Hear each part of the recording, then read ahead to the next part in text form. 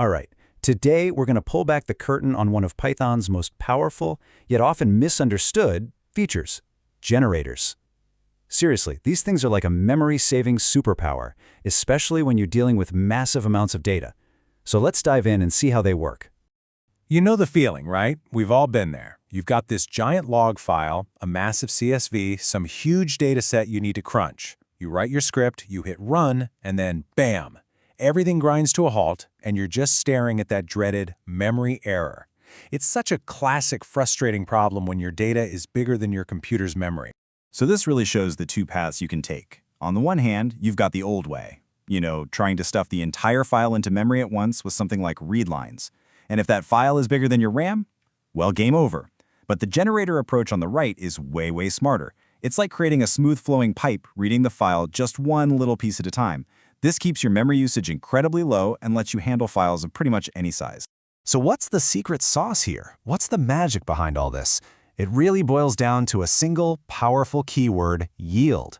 Now, it might look a little bit like return, but trust me, it behaves in a fundamentally different way that unlocks this entire world of efficiency. Okay, so here's the deal. Anytime a function has that yield keyword in it, it automatically becomes a special kind of function, a generator function. And when you call it, it doesn't actually run the code right away. Nope. Instead, it gives you back a generator object. You can think of this object like a recipe. It's not the finished cake, it's the instructions for how to make the values, one by one, but only when you ask for the next slice. This whole lazy approach is the absolute key to its efficiency. And this slide just nails the core difference. Think about it. A return statement is like hitting the eject button. The function is over, done, finito. Everything inside it, all its local variables, where it was in the code, poof, it's all gone forever. But yield is the pause button. It hands a value back to you and then just freezes the function right in place, perfectly preserving its state.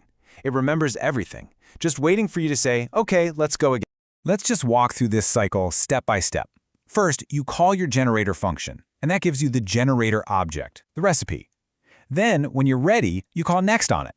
The function's code starts running until it hits the very first yield. It hands you that value and then just hits pause, freezing its entire state right there.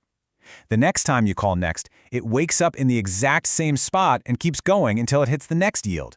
It's a really simple but powerful cycle. Run, yield a value, pause, and then resume. Now, Python actually gives us two main ways to create these awesome tools. You've got the full-blown generator functions we've been talking about, and then there's a much shorter, more compact syntax called a generator expression. Let's see how they stack up. Okay, look at this. This should look super familiar to pretty much any Python developer, right? A classic list comprehension. We're trying to create a list of the first 10 million squared numbers. The code looks clean, sure, but there's a monster lurking under the bed here. It's trying to build that entire 10 million item list in memory all at once, and that's how you can easily bring your system to its knees. And wow, just look at the difference this makes. This chart really puts it into perspective. The list comprehension just eats up a huge chunk of memory to store all those numbers. But the generator approach? Look at that. It's barely a blip on the radar. Its memory usage is flat and incredibly small because it never has to hold more than one number at a time. The savings are just massive. So, how do we get this incredible, massive saving? Are you ready for this? It is ridiculously simple. You take the exact same syntax you already know and love for list comprehensions, and you just swap the square brackets for parentheses. That's it. That one character change transforms a memory-hogging list into a lean, mean data streaming generator expression. It's honestly one of the most elegant things in all of Python. Okay, theory is great and all, but let's see how this actually plays out in the wild. In a real-world scenario where the stakes are high and memory is definitely tight. So here's the setup. You've got a massive 10 gigabyte log file that you need to analyze. The problem? Your laptop only has 8 gigs of RAM. I mean, with the old methods, that's just impossible, right? It's a total non-starter. You can't load something that big into memory. This is the perfect job for a generator. The solution isn't to build one giant complex function. It's to build an assembly line. We chain these small, simple generators together. First, you have a generator that just reads the file and yields one line at a time. Then, that line gets passed to the next worker in the chain, a filter that only yields the line if it's an error. Finally, that error line goes to a parser that pulls out just the little piece you care about, like the IP address, and yields that. The data just flows through this pipeline, one piece at a time. And the result of this beautiful pipeline? What's the final memory footprint for processing that 10 gigabyte monster file? Less than 100 megabytes. I mean, that is just mind-blowing. By streaming the data like this, the size of your input file becomes almost totally irrelevant to your memory usage. It's an incredibly powerful technique. But wait, there's more. The story doesn't actually end there. Generators aren't just for pushing data out. They can also receive data, which opens up a whole new world of crazy possibilities. This is a really fascinating question to think about. We've seen them as these amazing one-way streets with data flowing out. But what happens when we can turn them into two-way communication channels? What if we could send information back into that paused function? Well, when a generator is designed to do that, to receive data, we often give it a special name, a coroutine.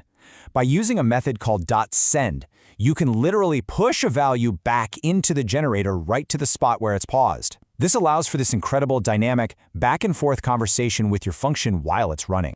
The way this works is really clever. You use that send method to push data in. Inside the generator, whatever value you sent actually becomes the result of the yield expression. But there's one little catch, a crucial first step. You have to prime the coroutine by calling next on it once. That gets the code running to the very first yield point, so it's paused and ready to start listening for data you send it. And listen, this isn't just some academic party trick. This two-way street, this ability to send data in and out, is the absolute foundation for some of Python's most powerful and modern features. It's how real-time systems can process financial data as it arrives, and it's the core concept behind Python's entire asynchronous framework, Asynchronio. So let's just end on this one thought. We've been talking about yield as a way to pause a function while it's working through a file. But what if that pause could mean something else? What if it could mean pause and wait for a database query to finish, or pause and wait for a response to come back from a web API? Well, that right there, that simple idea, is the secret that unlocks all of the non-blocking, high-performance code in modern Python. A simple keyword that really is a superpower.